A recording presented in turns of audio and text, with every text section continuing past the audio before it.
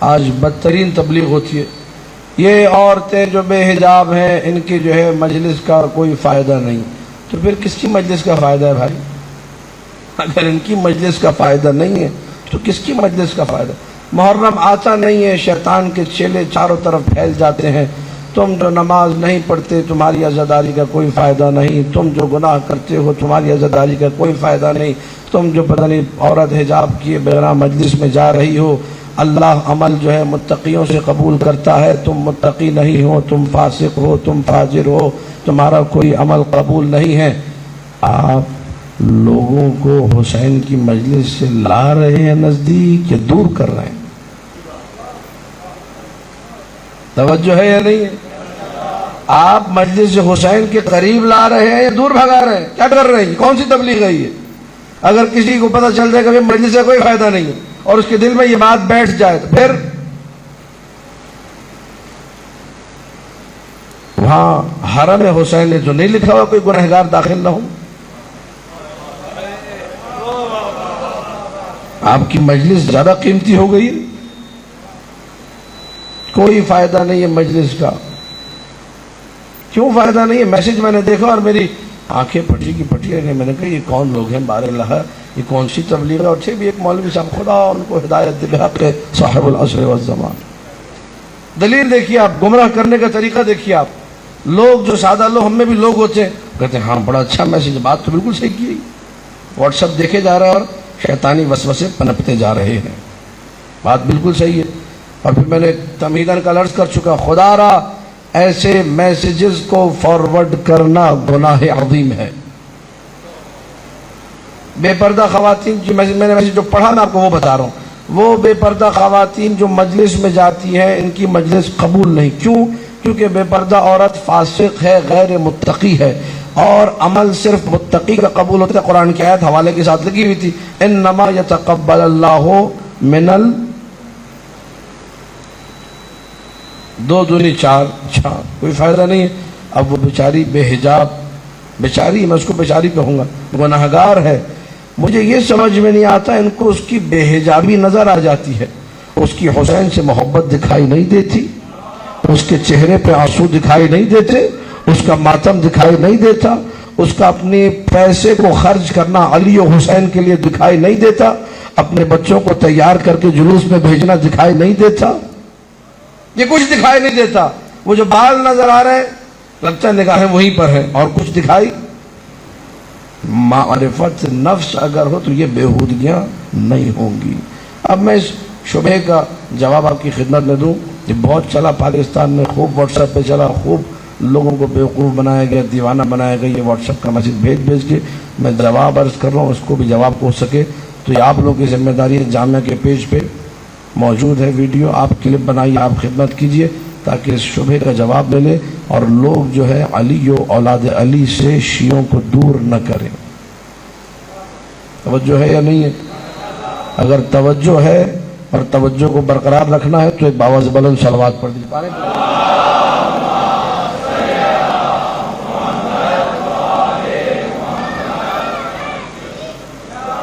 یا علی یا علی یا علی مدد حق حیدر. تقوی کسے کہتے ہیں؟ شبہ یہی تھا. اللہ عمل کسے قبول کرتا ہے؟ متقین سے. غیر متقی سے عمل قبول. یہ قرآن کی سیدھی سیدھی آیت ہے، اس میں کوئی دو رائے نہیں. آیت قرآن میں موجود ہے. شبہ یہ کہ جتنے لوگ ہیں سارے ہی غیر متقی ہیں، لہذا ان کی مجلس قبول. یہ میسج بنا کے چلا دیا گیا، کاش کہ میں نے نہ پڑھا ہوتا. ٹھیک، اب میں جواب عرض کروں گا اپنی طرف سے تو آپ کہیں گے بھئی آپ کی محنت ہے، آپ کو مبارک ہو. تو میں علماء کے اقوال، متکلمین کے اقوال، مفسرین کے اقوال، جو بڑے لوگ ہیں ان کی کتب کے حوالے دے کے بات کروں گا تاکہ اگر کسی کو اعتراض ہو تو وہ کتاب جا کر دیکھ لے. کتاب کا حوالہ کل بھی میں دے چکا، پرسوں بھی دے چکا، مسلسل اس کتاب کا حوالہ رہا ہے. سفینۃ البحار شیخ عباس قمی قبلہ فرماتے، اللہ مجلسی نے بھی اس کو لکھا ہے، بڑے بڑے علماء نے لکھا ہے. تقوی نکلا ہے وقین سے. طلبہ یہاں بیٹھے میں، تقوی اصل میں کیا تھا؟ وقین. واقعی کہتے ہیں عربی میں بچانے کو. تقوی یعنی بچانا. کسی سے پوچھا تھا، عارف سے کہتے، پوچھا گیا کہ تقوی کسے کہتے؟ اس نے کہا جب بارش ہو رہی ہو، چاروں طرف کیچڑ ہو، گندگی ہو، تم وہاں سے کیسے گزرتے ہو؟ کہا اپنے کپڑوں کو سمیٹ کے، شلوار اوپر کر کے، پائنچے وغیرہ سمیٹ کے. اب اسی کو تقویٰ کہتے ہیں. بچ کر انسان نکل جائے. بچ کے نکلنے کو کیا کہتے ہیں؟ اب یہ بچنا 3 قسم کا ہے. تقویٰ کتنی قسموں کا ہے؟ 3 قسموں کا. پہلا تقویٰ وہ ہے جس سے آپ خلود سے بچتے ہیں. کس سے بچتے؟ خلود. ہم فیہا خالدون، وہ ہمیشہ جہنم میں رہیں گے. وہ ہمیشہ، اس ہمیشہ جہنم میں رہنے سے جو چیز بچاتی ہے وہ ہے عقیدہ. علی کا محب جتنا بڑا گناہگار کیوں نہ ہو، روایت شرح اصول کافی ملا صالح مازندرانی میں ہے، مولا فرماتے ہیں اگر میرا محب کتنا بڑا گناہگار کیوں نہ ہو، 300 سال بھی جہنم میں جلے، آخر میں علی اسے نکال لوں گا. ہمیشہ کے لیے جہنم میں نہیں رہے گا علی والا. توجہ ہے یا نہیں ہے؟ لیکن میں آج جملہ کہہ دوں جو ہمارے محترم کہتے رہتے ہیں بار بار کہ علی والا ایسی حرکتیں کرے کیوں بھائی؟ جب اس کے پاس عشق علی ابن ابی طالب ہے، محبت سے علی ہے، تو وہ کیوں اتنا پس بنے کہ 100 200 سال 300 سال جل رہا ہے؟ کہ بہرحال یہ آپ کا عقیدہ ہے علم کلام کی روشنی میں. خلود سے بچنا ہے. کس سے بچنا ہے؟ خلود کیا ہے؟ ہمیشہ جہنم میں رہنا. کہیے اشہد ان لا الہ الا اللہ واشہد ان محمد رسول اللہ واشہد ان علی. یہ عقیدہ یہ آپ کو خلود سے بچاتا ہے، ہمیشگی جہنم سے. یہ عقیدہ رکھنے والا کبھی فار ایور جہنم میں نہیں جا سکتا. تو آپ نے جب یہ عقیدہ رکھا اور اس عقیدے کو خالص کیا، یہ نہیں کہ ادھر بھی محبت چل رہی ہے ادھر بھی محبت چل رہی ہے. علی سے محبت، علی کے دشمن پہ کروڑ واری لعنت جو آپ لوگ کہتے ہیں، 1 کروڑ مرتبہ لعنت، اس سے بھی زیادہ لعنت. جتنی بھیجے کم ہے، جتنے مٹی کے ذرات اس سے بھی زیادہ لعنت. ٹھیک ہے یا نہیں؟ اب یہ عقیدہ خالص ہو گیا، ہم صرف علی والے ہیں. علی کے دشمن سے ہمارا کوئی تعلق، ہم صرف علی اور نبی بھائی بھائی کا نعرہ لگاتے ہیں. اس کے علاوہ کسی اور کو علی کا بھائی. توجہ ہے، عقیدے خالص کرنا شروع کر دیے. یہ جو عقیدہ خالص ہوا کیا؟ اس ہمیشگی جہنم سے بچ گئے. تو متقی ہوئے یا نہیں ہوئے؟ یہ پہلے درجے کا تقویٰ ہے. دوسرے درجے کا تقویٰ کیا ہے؟ انسان اپنے اعمال کو اچھا کرے. انسان کوئی کام ایسا نہ کرے جو جہنم میں جانے کا باعث بنے. کوئی کام ایسا نہ کرے آگ میں جلے. قو انفسکم، اپنے آپ کو بھی بچاؤ، واہلیکم، اپنے گھر والوں کو جہنم کی. یہ تقویٰ کا دوسرا مرحلہ ہے. جب اپنے آپ کو جہنم میں ہمیشہ رہنے سے بچا لیا، اب داخل ہونے سے بھی بچا لو کہ جہنم میں گھسنا ہی نہ پڑے. اپنے عمل کو اتنا اچھا کر لو، اپنے عمل کو اتنا پاکیزہ کر لو. تیسرا اور آخری درجہ تقویٰ کا یہ اولیاء اللہ کے لیے ہر بندے کے نصیب میں نہیں ہوتا کہ انسان اپنے دل کو غیر خدا سے پاکیزہ کر لے. اللہ کے علاوہ اس دل میں کچھ. یہ 3 تقویٰ کے درجے ہیں. محترم، آپ نے میسج چلایا جو بے پردہ ہے وہ متقی نہیں. آپ دوسرے والے تقویٰ کو کیوں پکڑ کے بیٹھ گئے؟ اس نے علی کی ولایت کا اقرار کیا، اس نے دشمن علی پہ لعنت بھیجی، اس نے بتوں پہ لعنت بھیجی، اس نے جھوٹے نبیوں پہ لعنت بھیجی، اس نے خدا کی توحید کا اقرار کیا، اس نے نبی کی رسالت کا اقرار کیا، اس نے علی کی ولایت کا اقرار کیا، اس نے اپنا عقیدہ ٹھیک کیا، اس نے مجلس کے لیے ساری زندگی لگائی. آپ کو پہلے درجے کا تقویٰ نظر نہیں آیا، دوسرے درجے پہ چھلانگ آگے چلے گئے. توجہ ہے یا نہیں ہے؟ یہ ایسا کیوں کیا؟ انما یتقبل اللہ من المتقین میں یہ کہاں لکھا ہے کہ صرف دوسرا تقویٰ ہے باقی کوئی تقویٰ نہیں؟ تقویٰ تو پھر تیسرا بھی ہے. کل کو کوئی میسج چلا دے گا، آپ سارے عمل ٹھیک کر لیجئے، جملہ آپ کی سماعتوں کی نظر کرتا ہوں، سارے عمل ٹھیک کر لیجئے، 5 وقت کے نمازی بن جائیے، روزے دار بن جائیے، عورتوں کو حجاب کرا دیجئے، میں میسج چلا دوں گا. کہ چونکہ تمہارا دل دنیا میں لگا ہوا ہے اور یہ دل تقوی سے خالی ہے. تقوی کا تیسرا مرحلہ یہی ہے نا کہ انسان اپنے دل کو غیر خدا سے پاک کر دے, صرف دل میں خدا رہے. قلب المؤمن حرم اللہ, مومن کا دل حرم خدا ہے. میں کہوں گا اس حرم میں کوئی اور کیسے آیا؟ تم غیر متقی ہو, تمہاری کوئی مجلس قبول نہیں ہے. جب دوسرے والے کے لیے کہہ دیا تو پھر تیسرے والے کے لیے بھی کہیے. بات واضح ہے یا نہیں ہے؟ مجھے لگ رہا ہے آپ لوگ بات کی گہرائی تک نہیں پہنچ سکے. میں تھوڑا اور واضح کرتا ہوں, ذرا بلند ترین صلوات پڑھیے.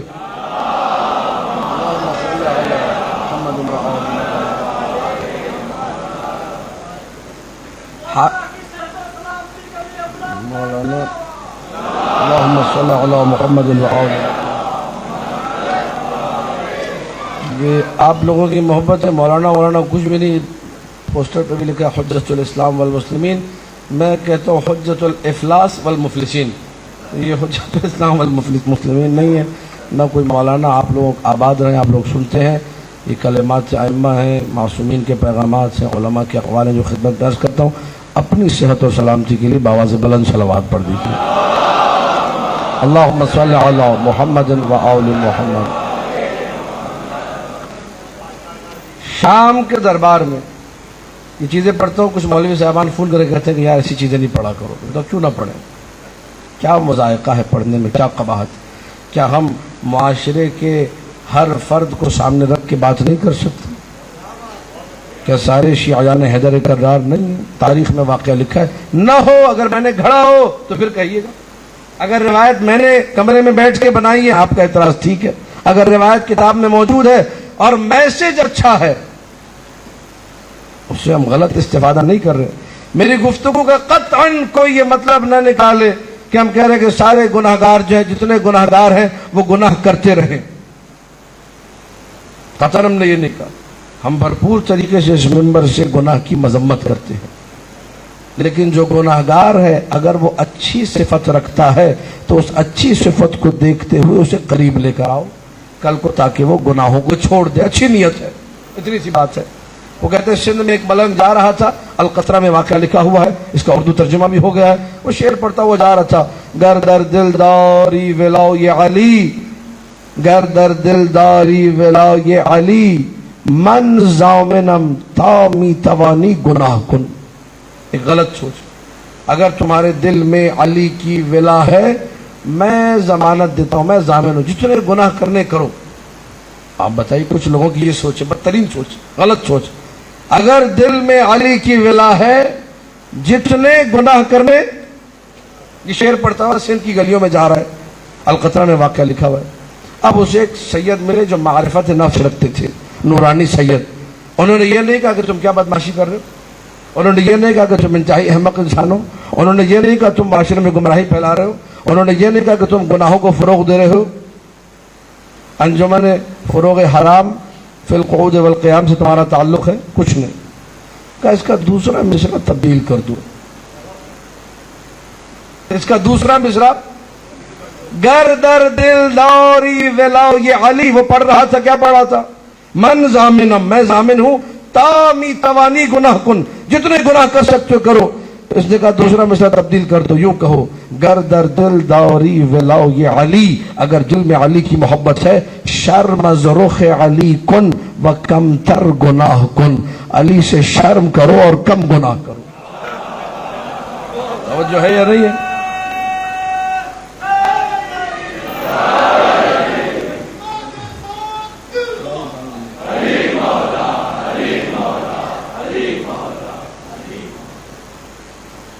پیغام پہنچ رہا ہے؟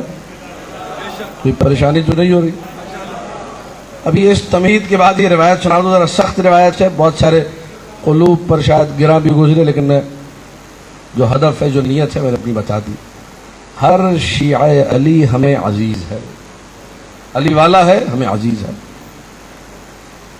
علی والے ہمارے بھائی ہیں. ہمارے یہاں ایک مشکل یہ ہے کہ ہم دوسروں کو اپنا بھائی کہہ رہے ہیں, دوسروں کو اپنی جان کہہ رہے ہیں, اپنوں کو بھگا رہے ہیں.